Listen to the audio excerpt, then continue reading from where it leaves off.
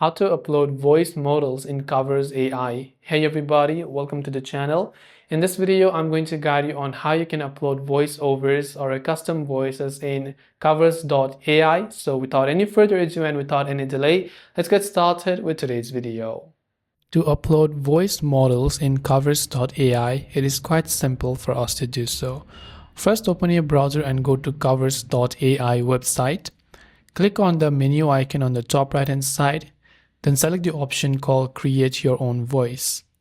When you do that, you'll find all those different options, which is we have to select the option Custom AI Voice and click on the Create AI Voice button. So you can definitely upload your own voice model, but for that you need to have one of their premium subscriptions.